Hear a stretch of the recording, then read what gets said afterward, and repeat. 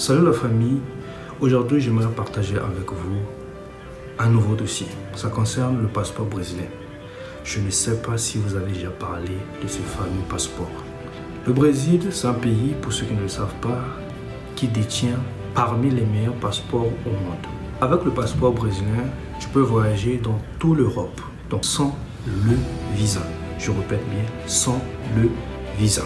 Donc si vous avez la nationalité brésilienne et vous avez un passeport brésilien, vous avez cette facilité de faire ce voyage et connaître la majorité des pays de l'Europe.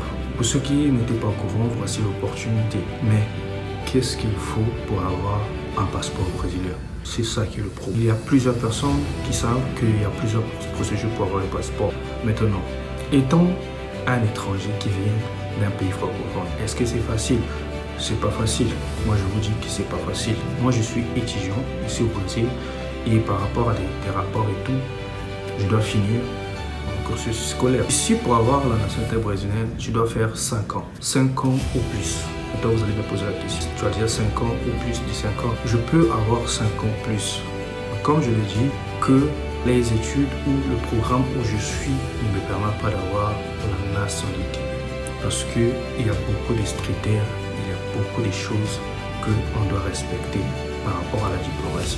Maintenant, pour ceux qui viennent ici, ils ont l'habitude, ils savent déjà de quoi j'ai parlé, ils ont la facilité d'avoir la nationalité. Mais cela n'est pas facile aussi parce que tu dois suivre le processus, tu dois avoir un avocat, tu dois vraiment aller dans tout le détail et avoir un soutien, comme je l'ai dit, d'un avocat pour pouvoir t'aider.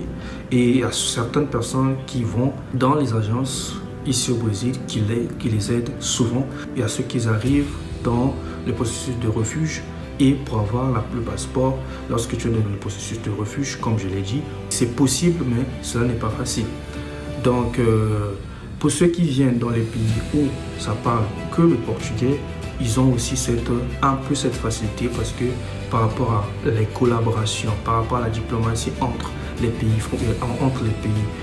qui parlent le portugais, ils ont cette légèreté pour avoir l'accès dans les procédures. Déjà, lorsqu'ils arrivent, aujourd'hui, ils ont changé de critères, tu peux avoir un visa renouvelable 2 ans. Mais nous, qui venons des pays francophones, c'est un peu difficile, nous avons toujours une année. Donc, c'est un peu facile. Donc, toi, pour avoir la nationalité par rapport au programme PECG, ou soit par rapport à étant un étudiant et étant un réfugié, celui qui a la possibilité d'avoir la nationalité plus facile, c'est celui qui est réfugié.